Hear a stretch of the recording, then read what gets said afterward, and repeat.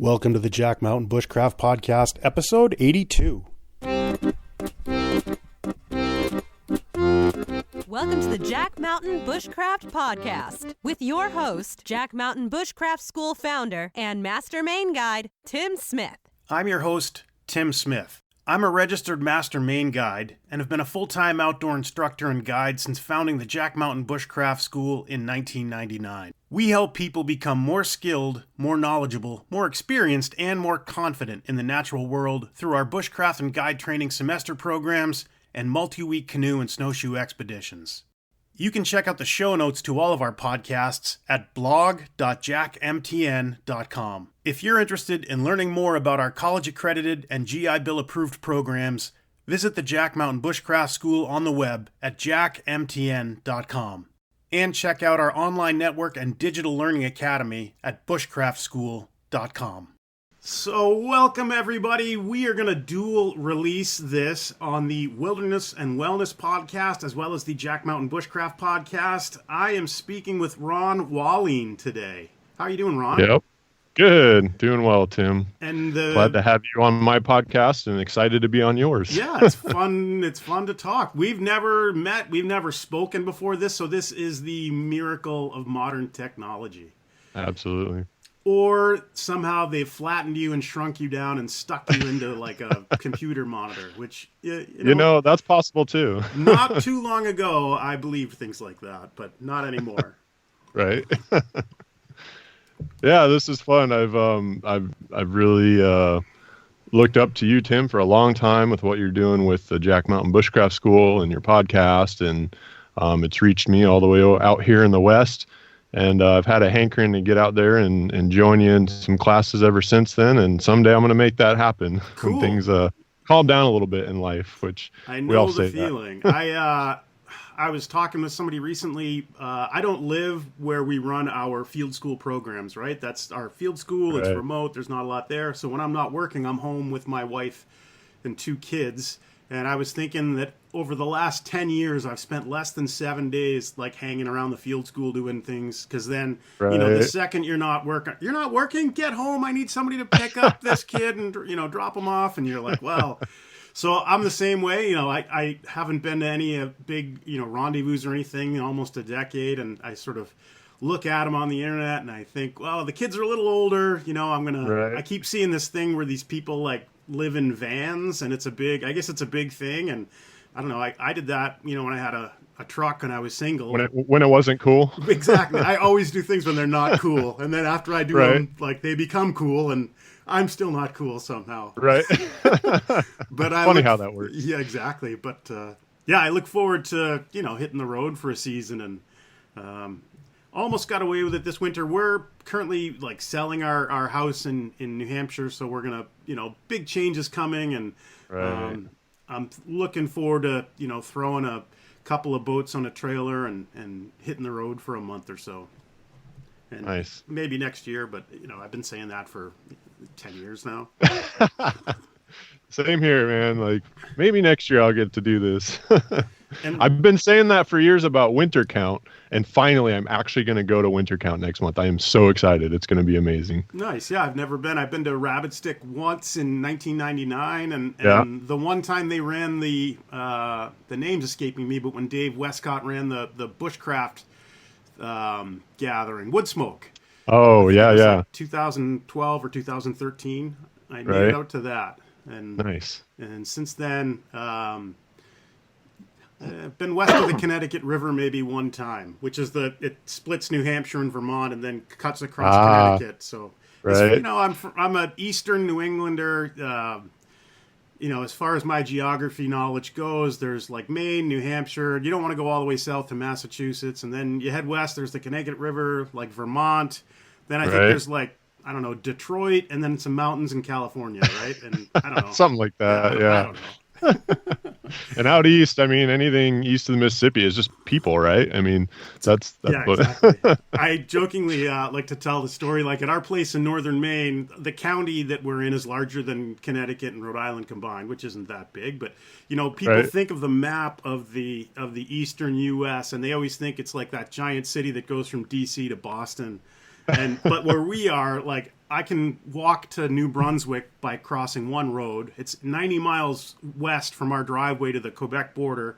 And then once you get across the St. Lawrence, there's nobody up there. Like, so the map in my mind is like, I'm on the southern edge of it. And as you go up, there's like, here's Labrador and, Newfoundland and yeah, there's nobody around. Nothing. So it's awesome. Pretty sweet. I remember being a young guy living in Alaska, and you'd see these huge, on the map, right? Huge areas with nothing there. And then you realize, oh, there's nobody there because there are no resources there, right? It's just like, it's a tundra. There's, you couldn't live there, sort of thing. And so it's cool being in the East that, I've got to go pretty far north to get north of the tree line, like tip of the Ungava Peninsula. So there's this huge swath of country with not a lot of people. Sounds there. Amazing. It is. It's pretty amazing. Yeah, that's awesome. So you spent some time in Alaska. Like, tell for our listeners, for the Wilderness and Wellness podcast, what got you started and interested in wilderness living skills in general and all that? The story is, I grew up and still live on a small lake in New Hampshire, and I was, I think, 4 years old. There's a little natural history museum on the other side of town, and I think I'm about 4 years old. I'm in there with my dad, and there's a dugout canoe that they found on the bottom of our lake. So the way dugout canoes work, they get the biggest white pine trees you can find, and that's our biggest tree in this part of the world. You chop it down, probably into the water. Then if you've ever made a burn bowl or something like that, basically a dugout canoe is a giant burn bowl. And then it lives on that waterway, but ice messes with things when it goes out. So at the end of the season, you sink the thing and fill it up with rocks. And then the water keeps it sits on the bottom over the winter. The water keeps it like preserved. And then in the spring, you swim out, you pull the rocks out, and it floats back up. So this thing was sitting on the bottom full of rocks, and some kids found it in the 1950s in front of a summer camp.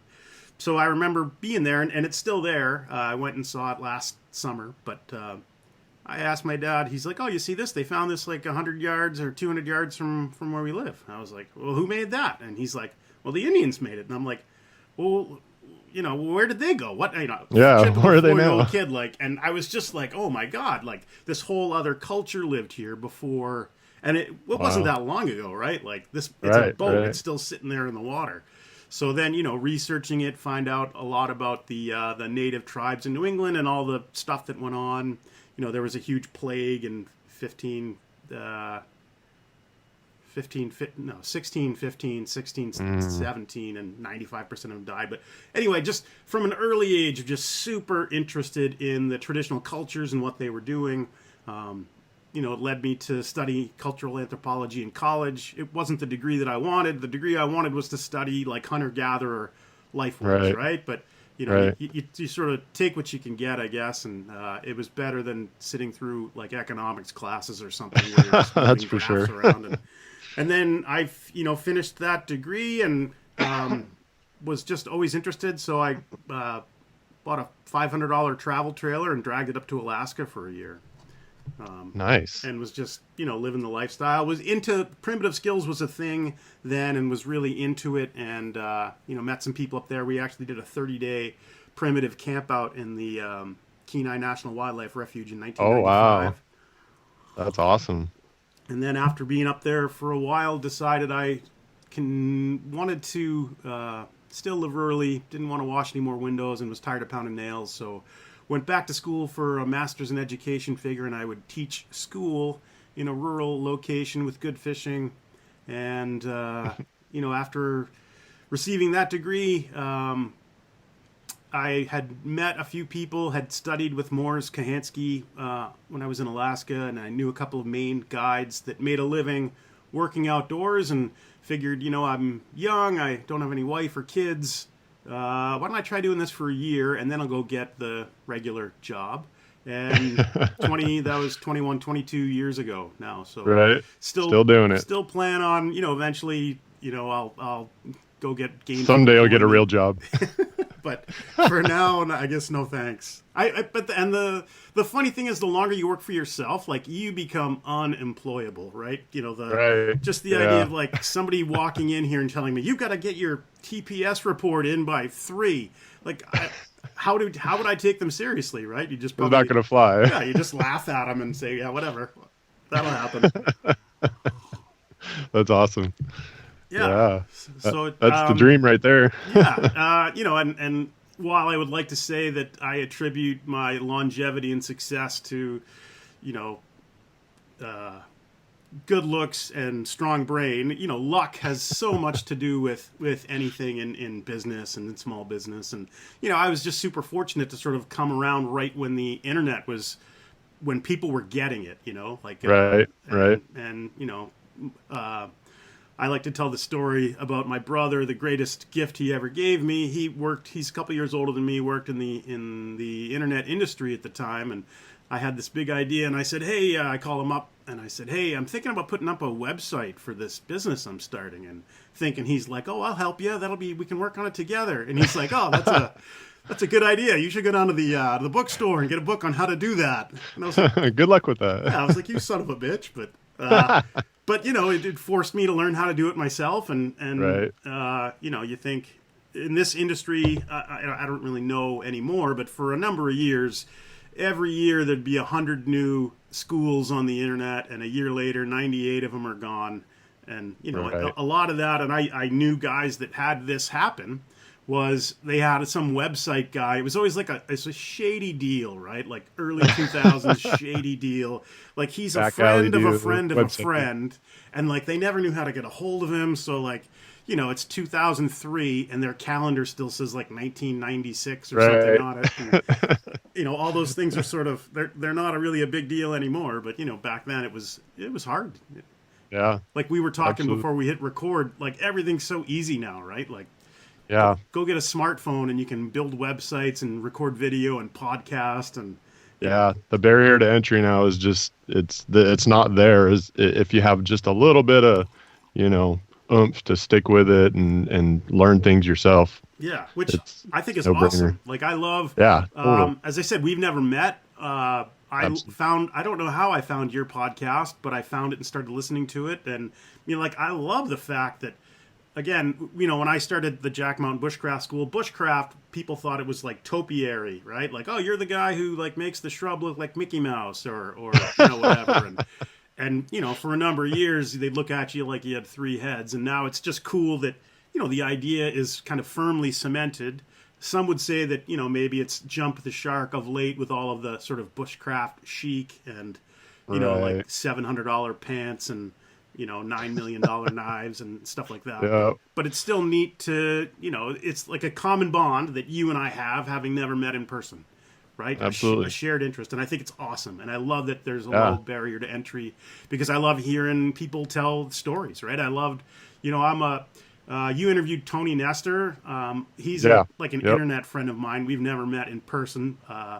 But I've always respected his work, and then I read all of his books. So I got a Kindle a few years ago, and we go on these 2-week snowshoe trips where there is nothing to do, and it's dark at 4.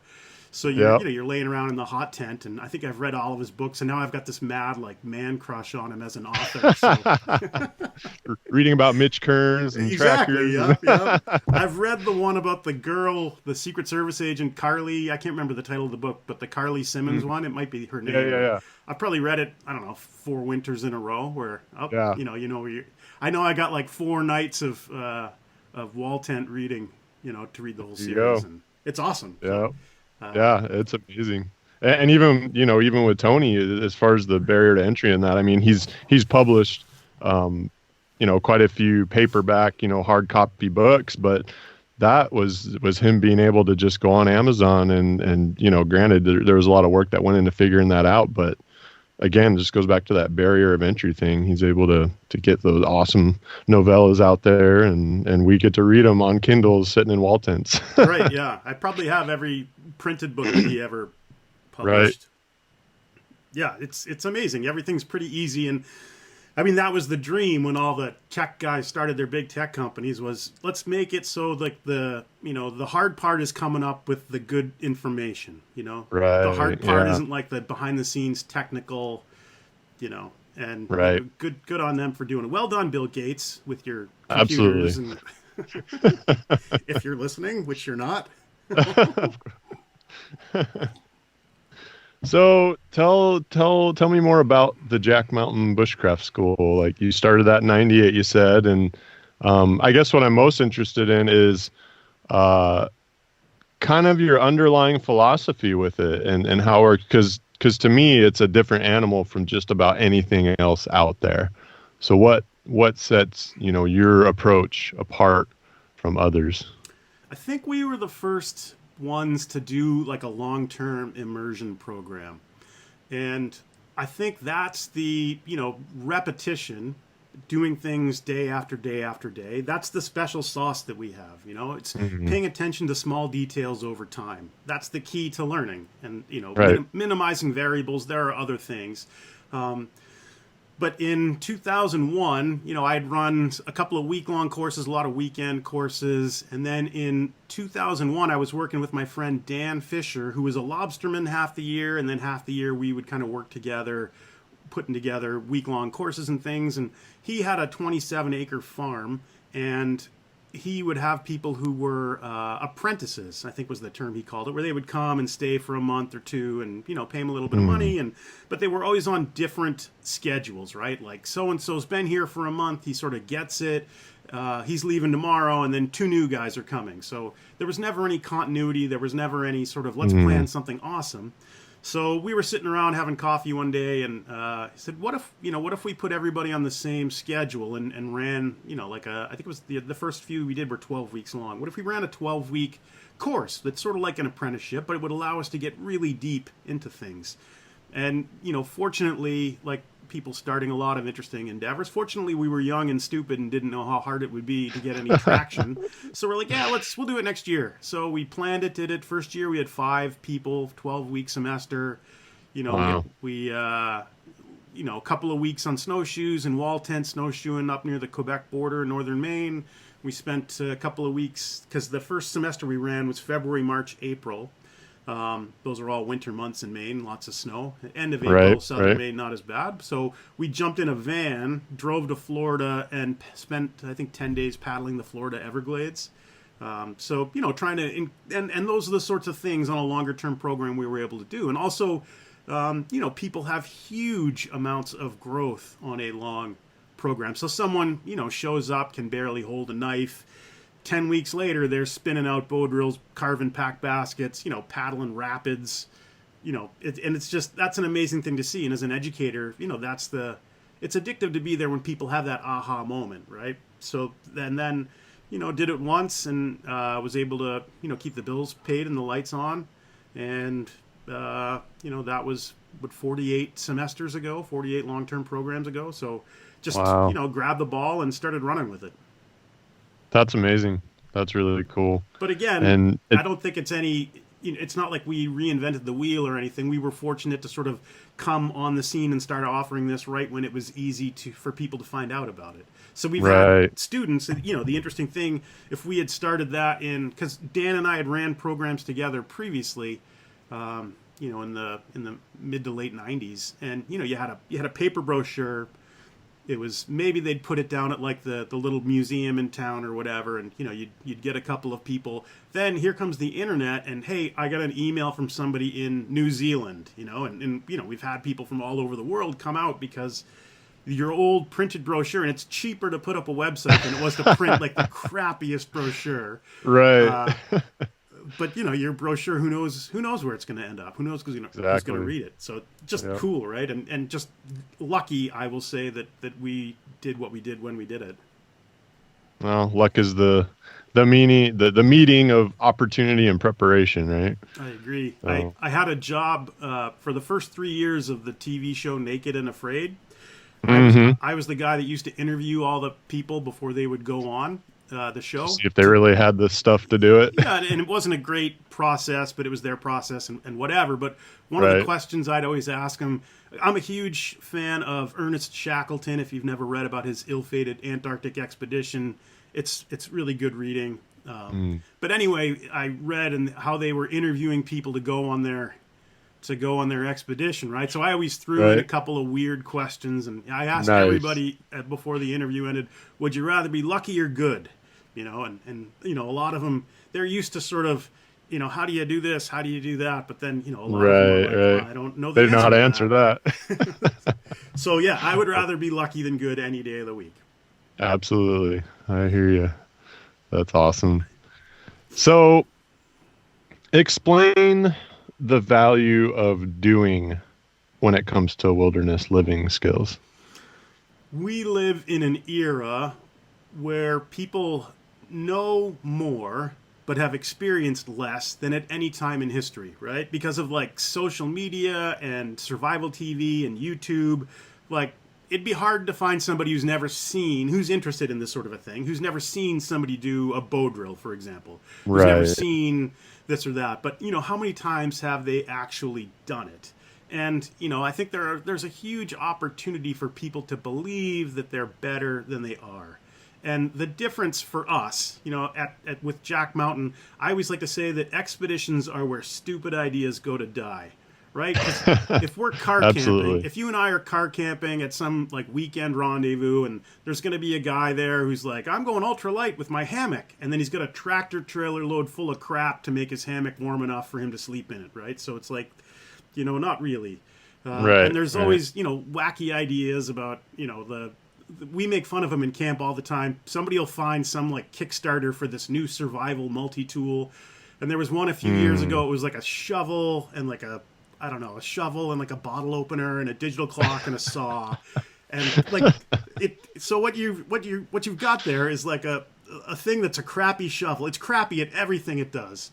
Right. But man, it'll sell. But it looks cool. It looks cool, and you can shoot a great hire like a young kid in film school. He'll make it look awesome, and you'll make $1 million.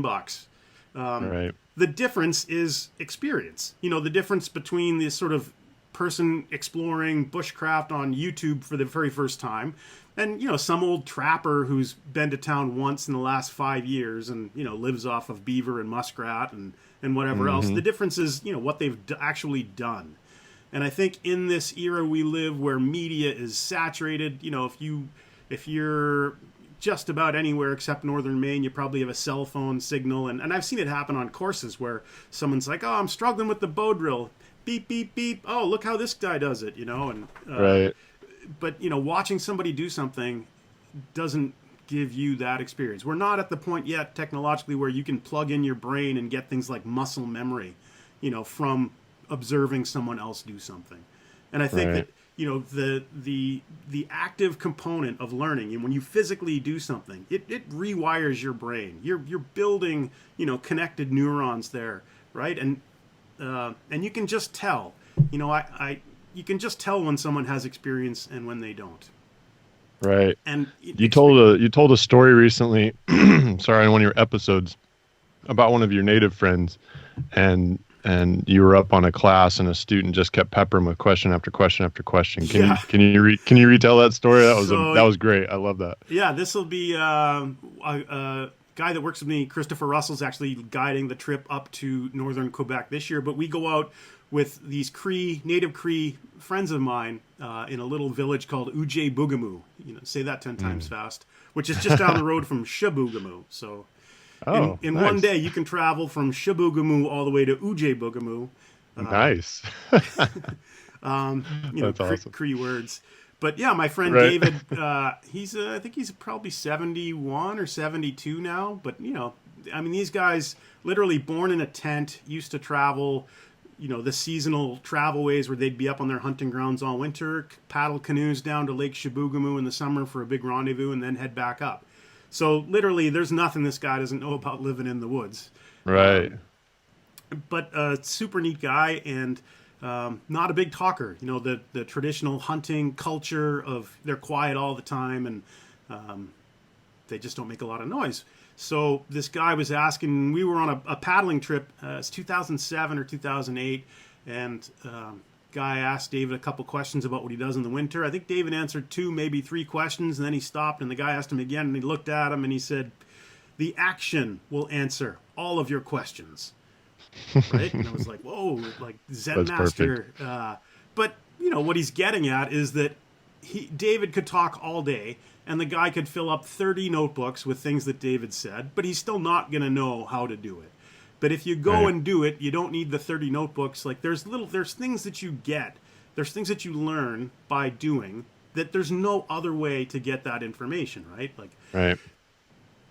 I think Morris Kahansky told me a story once, or anyway, it was like there was a guy who wanted to become really good at math, so he studied math in books and became a great mathematician. And then he wanted to become a really good swimmer, so he read 50 books on swimming, went down to the lake and drowned. Right? So just the idea is that, with certain things, that there's no substitute for experience. And reading one more book isn't going to make you better at it. Exactly. Yeah, and I think you've put forth the example before as well about sleeping in a shelter overnight in the cold. You can read every book on shelter building and how to build a right shelter and spend a week-long class at it and everything. But until you actually go out and do it and freeze your butt off that night and figure out what didn't work and what does work and all that, you're not going to know. You're not going to learn that skill until you get out and do it. We have a thing that we do with shelters, on our longer courses, that to do a shelter well, like say if we're making hoop houses or name the type of shelter, it doesn't matter, but it takes 4 nights to really learn that shelter. Right. So you build the shelter, maybe it's not the best job ever. Night 1 sucks, you're suffering. You spend day 2 like, I gotta fix this thing, like that bed was terrible, it's leaking on me, it's doing this, it's doing that. So night 2 is a little better. By night 3, you've got it pretty dialed in. By night 4, and these are 4 consecutive nights, so everything's fresh in your mind. By night 4, you understand, something useful about that shelter. So then if you were ever going to build that shelter again, whether you wanted to, or maybe your Cessna went down and you're on some remote lake and you're forced to build it again, like you go right to night 4 shelter right away. Like that learning curve, you've had the learning curve, and that's essentially what the point of the exercise is. Like we can all build something that, I call it the ease of superficial likeness. That it's really easy to build something that looks kind of like a shelter, right? I mean, they're in every crappy YouTube video, every bogus like survival TV show, and it's like some crappy lean-to or whatever, and but to make something that's going to actually work in bitter cold conditions or sometime when it's really going to matter, there's a lot that goes into it. So, and I use that term a lot in teaching that, say if we're making a buck saw, it's easy to make something that looks like a buck saw, but if you're going to build something that's going to cut wood hour after hour, there's a lot of attention to detail that matters.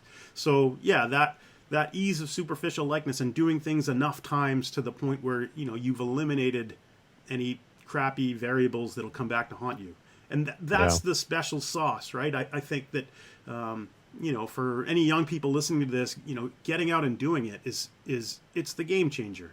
And in addition to making you better at the skill, it's going to make you amazingly more confident in your ability to pull it off. Absolutely. And confidence is such a huge part of life. Like when you believe in yourself and you know that you can do something, and I'm not talking about, say, false bravado here. When you know, like the hesitation free, you 100% know that you can do that. Like you live on a different planet. Your experience of life is different and better than 99%, because so many people are faking it in the modern world. Yep. So I live on this small lake, and somebody asked me last summer, hey, do you think you could swim across that lake? And I said, yep. And they're like, well, how do you know? And I said, well, I've done it 37 times. Like 38's not going to be a big deal, right? And that's the beauty of experience. Like, hey, you think you can light a fire in the rain? Yep. You think you can, whatever. Add whatever it is. And if you've read 70 million books on the topic, it's not going to make you more confident than if you've done it, 50 times. Yeah. Yeah, that's what I really appreciate about your education style with Jack Mountain is like, it's not a weekend show and tell course, where, the instructor shows how awesome they are and then the students spend 10 minutes trying to do something. And not that there isn't some value in that, but when it comes to actually learning the skill, being out there long-term, living in, the environment that you're practicing the skill in long-term and seeing what does and doesn't work, that, to me, that's where truly learning bushcraft and outdoor wilderness living skills, that's like you said, that's the secret sauce. And it's the way it's been since the dawn of humanity, that's why we're here, because our ancestors had to figure out what does and doesn't work. And if they couldn't, they died. And that's how it goes. Yeah, definitely. And, we're training, the next generation of guides and instructors, and definitely with guides, like, you've got to be pretty checked out if you're getting paid to take people into remote areas, right? And you don't want them to be, you don't want to be the float planes flying away. You got a month to paddle until you get to the coast of Labrador. That's not when you want to find out that your guide took like a correspondence course, and up until 3 weeks ago he was a banker from New York City, and he cashed in his 401k and bought a bunch of boats, and that's not when you want to get that information. So definitely not. So having people who know what they're doing, and the way to know what you're doing is through experience. So having spent a lot of time in the wilderness, obviously, and having students come in perhaps out of, city life or even just being in the modern everyday society lifestyle, and then coming in and doing your, long-term courses, being in more of a low-key lifestyle as far as that goes with being out in the wilderness and all that. I'm curious what kind of changes you may have seen in your students from like when they come to when they leave, and not just in the skills, but maybe their overall personality or things like that. I'm curious what kind of health and wellness benefits you may see of people being in the outdoors long term like that. Two things come to mind right off the bat. Number one, confidence, like we spoke about before. People are immensely more confident, and in a realistic and authentic manner, right? They also are usually keenly aware of what they don't know how to do, and that's a good thing. Number two, understanding what differences between their needs and their wants. So we do exercises during the course. Before we go on a big expedition, we have people log their food intake and their water intake for a week. So log every ounce of water you drink, and coffee, whatever, moisture.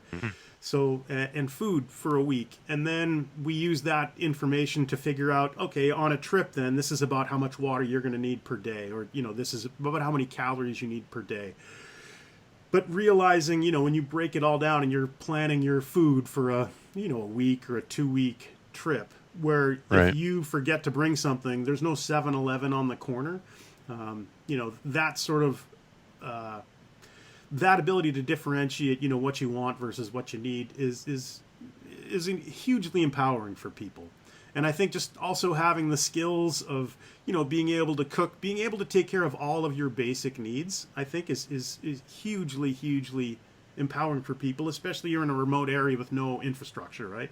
Right. We haven't, up to this point, ever really run any disaster preparedness courses. But I mean, essentially, if someone's skilled enough to travel through the wilderness with minimal kit, maybe you got one metal pot, or if you're lucky, you got a Dutch oven or something, and no refrigeration, no running water, no this, and then you're staying at home and the power goes out for a couple of weeks, like, you got it made, like, what are you worried about at that point? You've got it made. And we had the big historical event up here, I think it was 1998, we had this wicked ice storm in the Northeast. Like, I knew people in Maine who, they literally lost power for like 3 months before it came back. Wow. Like, Montreal, Canada lost power for, at least 5 days or something. So, but people were pretty checked out. It was like the anti-Katrina. Like Katrina, they lost power and everybody's going haywire, and and I don't know, maybe there's cultural factors as well. Like in a harsh climate, like in the north, people tend to realize that the other people around them are awesome they're their best tool, they're their best friend. Right. Band together. Yeah, exactly, and help one another. But just the idea that, again, that confidence that people have as a result. And, I'm thinking about maybe doing a program this summer, like a week-long program of just about all the systems that we use. I'm huge on systems, like what's our sanitation system, food food preservation systems, all the things we do around camp or on the trail.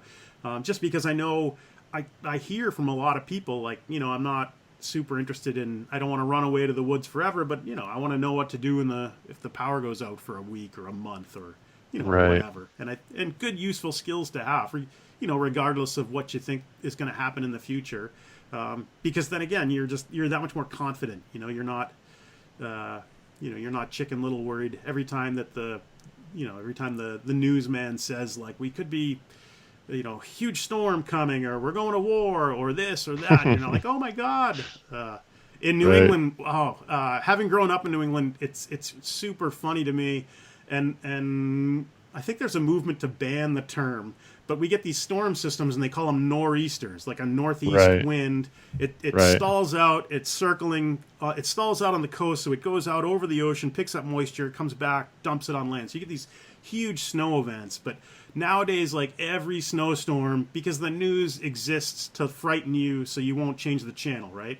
So every storm is a nor'easter, and everybody runs to the store and buys all the milk, eggs, and bread. Like, I don't get it, but the point of the exercise is, like, if you know what you're doing and you got a few simple pieces of kit, maybe a good sleeping bag, you're not going to be that guy in line trying to get the last loaf of bread or jug of milk or whatever, right? So yeah, knowledge and experience is the antidote to fear. And so absolutely. So we're looking at maybe running something like that this summer, because I think too, people think, oh, off-grid, off-pipe, all these things. They think you're just like miserably just kind of hanging around wishing you had like a TV and a video game controller and like a flush toilet. We have a blast in camp.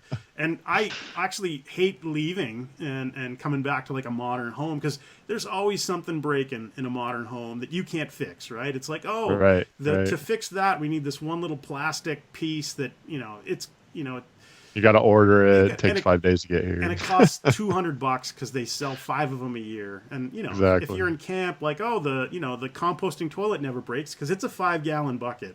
It can't break. We've got, if you're drinking river water, you don't have to worry about the pipes freezing. It's a super pleasant, relaxing, nice way of life. And I think you were asking a bit ago about, what are some takeaways that people have.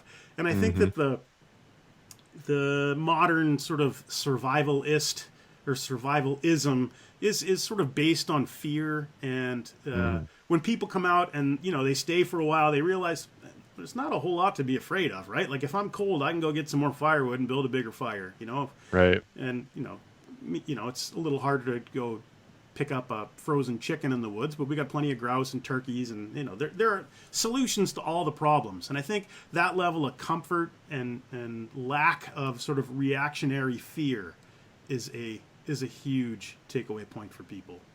Yeah, and that goes back to the confidence and the empowerment, like you said. Knowing you could take care of yourself out there, or and I think loved ones around you as well. Yeah, absolutely, and a lot of that owes to the skills, and then I think, as you were saying before, I think a lot of that owes to your systems as well, because when you have those systems in place, everyone knows how they operate, everyone knows how to work them, and how to troubleshoot them and whatnot.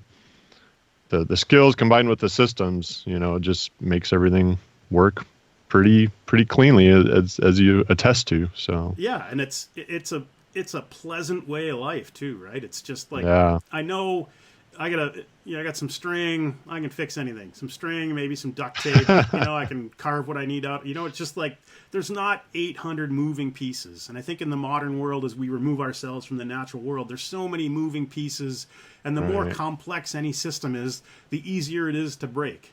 So we use a term called baselines, and after living in camp for a couple of months, somebody's baseline's pretty low, right? Like, they get excited if someone's throwing out like an old tarp or something, like, oh, I can get my hands on that, and like, what a good thing to be excited about, guys getting, I don't know, like, maybe your bed isn't soft enough, so somebody gets like a refrigerator box from the dump and puts that under their mattress to level it out, or you find an old 5-gallon metal oil can at the dump and you're going to make a new rocket stove out of it, and just all these little things. So if your baseline's really low, then you get excited about, really not real little things, and that's a good way to be, to still get excited about finding a 5-gallon metal can at the dump that's, half full of waste oil. Like, maybe it's not like, what are we at? Like an iPhone like 30 now? Maybe it's not a new iPhone 30, but iPhone 30 won't. But it'll solve this problem for me.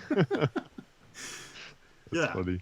So explain for our listeners a little bit more about the baselines, because I remember learning about that concept through your podcast, and I really, really like that. So if I understand it right, it's this idea of what you're comfortable with, right? Yeah, and how, sort of how you live your life. So if I don't know who's some big celebrity. If I'm a big celebrity, right? And, Brad Pitt.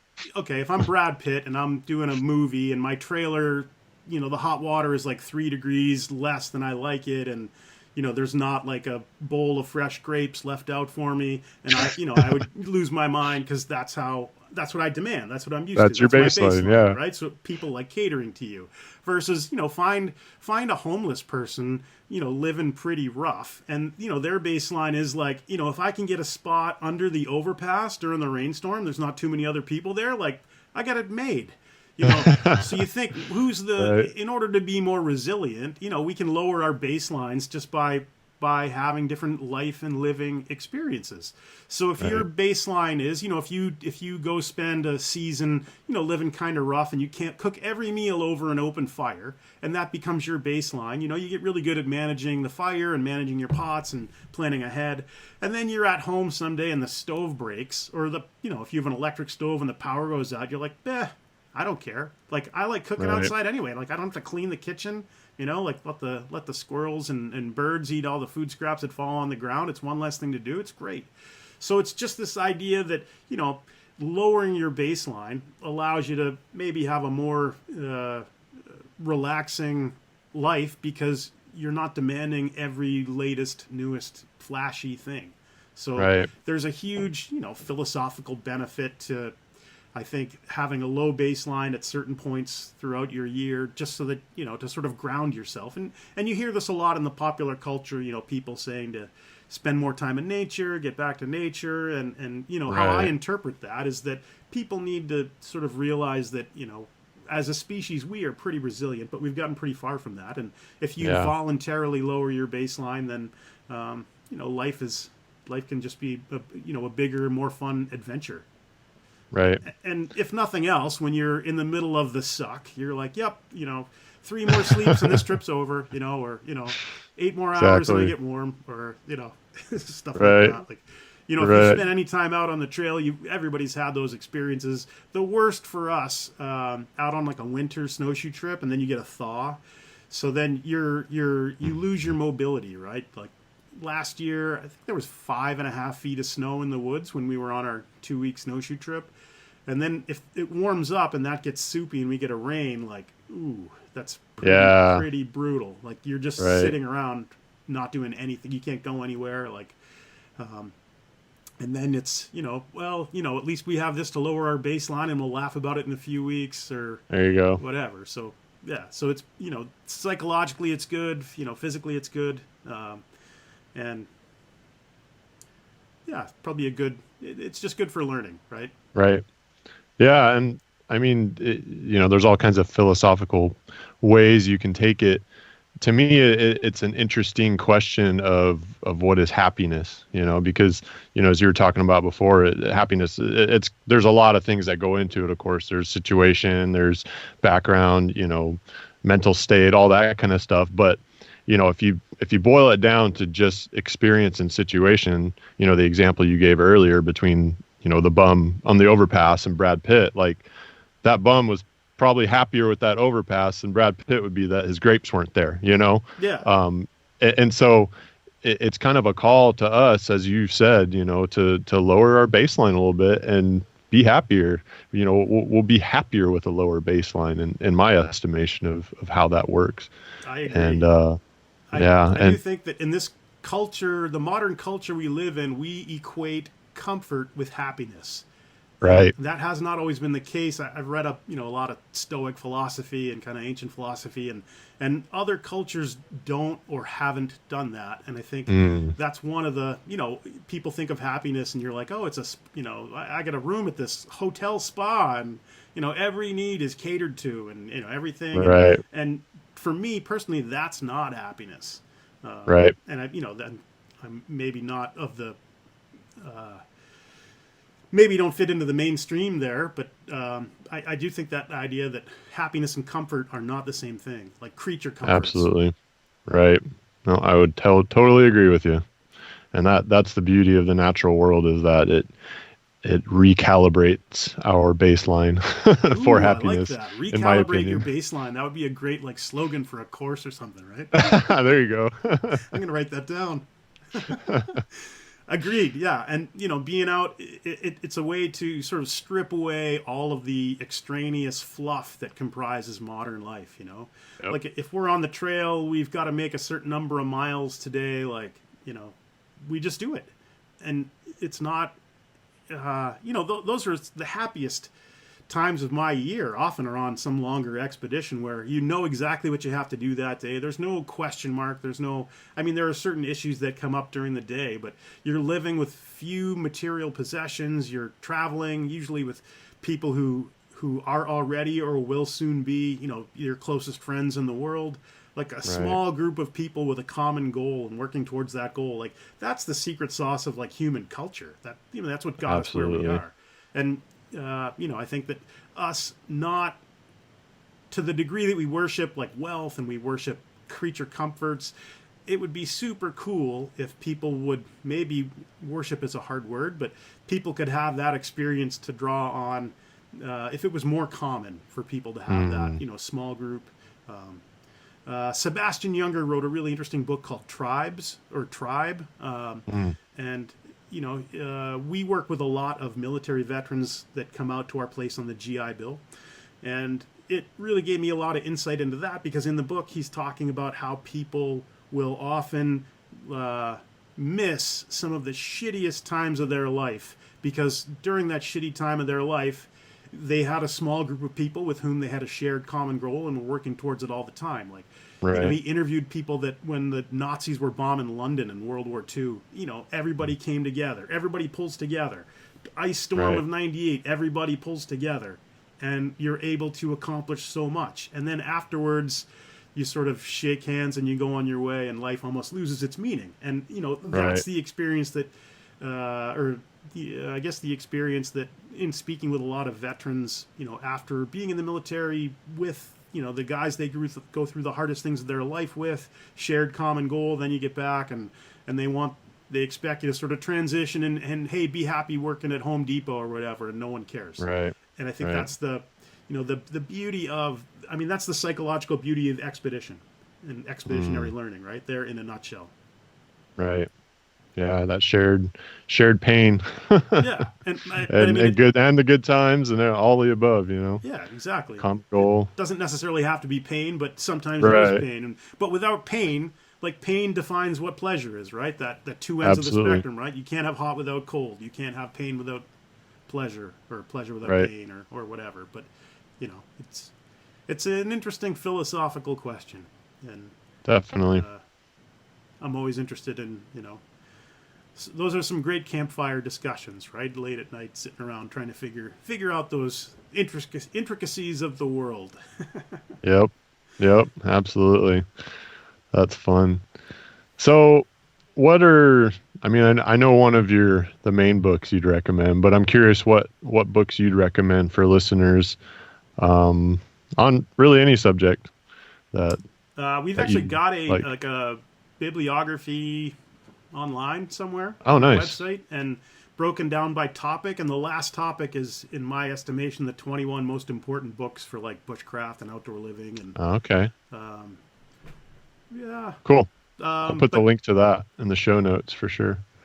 Yeah, there's so many great books now, and again, I'm a huge fan of Tony Nestor's, so anything he's written. His book on the modern hunter-gatherer just nails it. That's awesome. I love that book. From like a modern perspective. Whereas a lot of the books on the topic are like, make your atlatl and then go start chasing down mammoths and, a modern guy like it's not realistic. Get a 22 and a handful of conibear traps and you're not going to starve. Like, and just great advice, right? But absolutely. That book is in my top 21. I'm a big fan of this guy who wrote during, I think, the 1940s in Quebec, Labrador, named Paul Provencher, and you can chase down his books.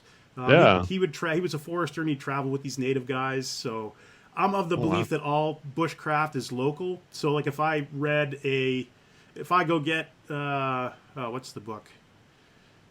Survival Arts of the Primitive Paiutes by Margaret Wheat, where she's writing about basically northern Nevada, Great Basin. Right.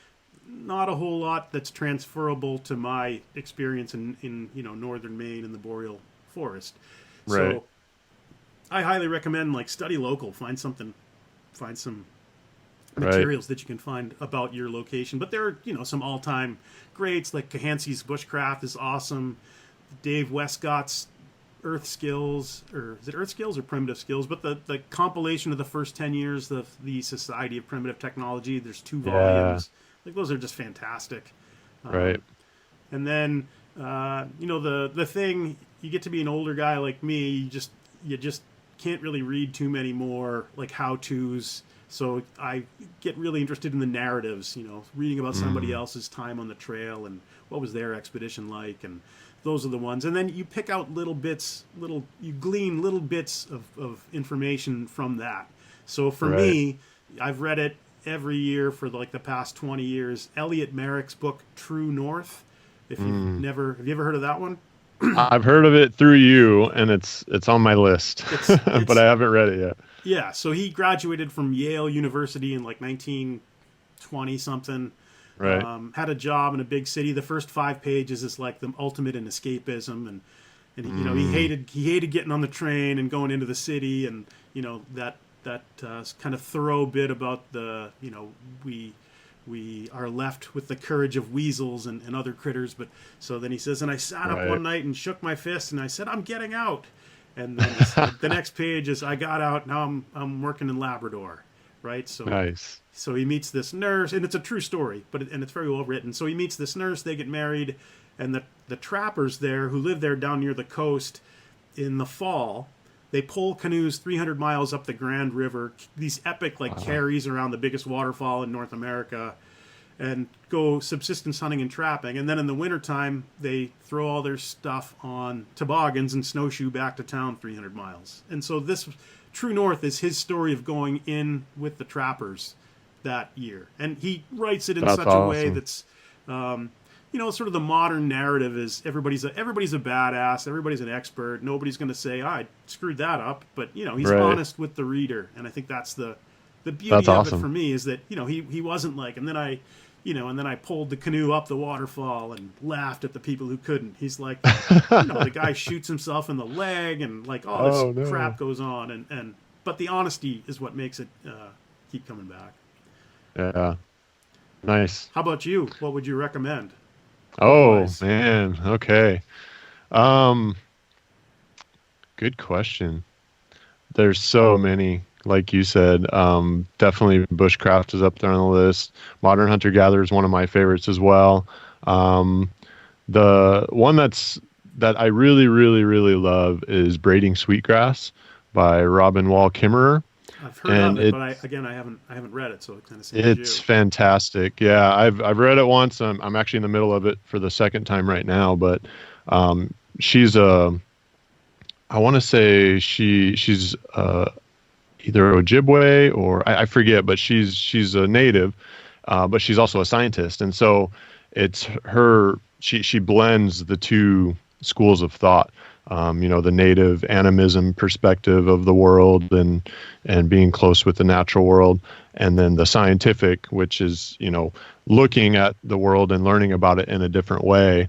And she kind of blends them together through teaching about different plant species and her experiences with them. And it's just extremely well written. And she brings in a lot of native lore and things like that. And so I highly recommend that one. Let's see, another one. I'm currently also reading one called Overstory, and it's really, really good as well. It's more of a novel type, which is not typically what I'm into, but it's a Pulitzer Prize winner. It came out last year, I think, and it's a story about basically the love of trees and how so far, I'm not finished with it yet, but so far different people have built some kind of relationship with the tree or with trees, even if they don't know it. And it's coming up into some climactic event, but I'm not sure what it is yet. So I'm excited. So that's a good one. Nice. Overstory. And then all the ones that you listed as well. I haven't read True North, but I'm definitely going to get on that one. Even more so now that's bumped up a couple notches on my list now. So Cool. Yeah. Cool. So lots of good ones. Yeah. Endless supply of knowledge out there. It's amazing. Yeah. And then, like we said earlier, taking it out there and actually putting it into practice. That's the key there. So I agree wholeheartedly. Definitely. So how can people get a hold of you, Tim, if they want to contact you about classes or Yeah, the anything easiest way is through our website, jackmtn.com, or if you Google Jack Mountain, will likely come up. Right. And how about you? Best way to contact Yeah. you? You can get it. You can, anyone who wants to contact me directly, you can email me at ron@coyotespath.com. You can find this podcast, the Wilderness and Wellness Podcast, on pretty much any platform. You can find it on Apple Podcasts, Stitcher, Spotify, iHeartRadio, and then I'm also on Facebook and Instagram. If you just search Wilderness and Wellness Podcast, Nice. you'll find me. And then I do have a website for a little side venture that I'm starting, that I have started and am slowly building up. coyotespath.com is the website.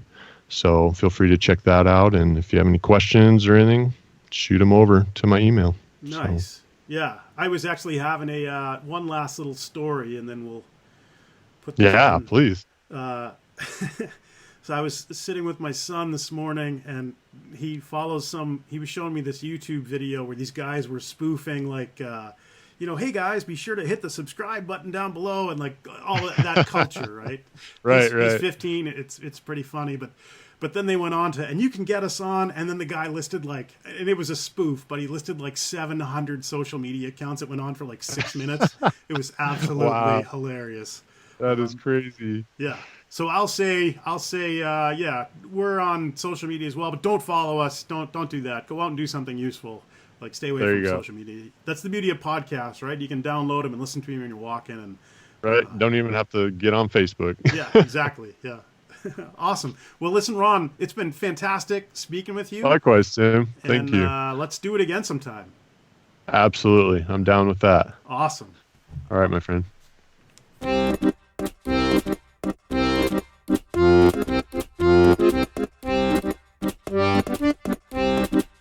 You have been listening to the Jack Mountain Bushcraft Podcast. For more information on our professional wilderness guide training programs that are college accredited and GI Bill approved, visit us on the web at jackmtn.com.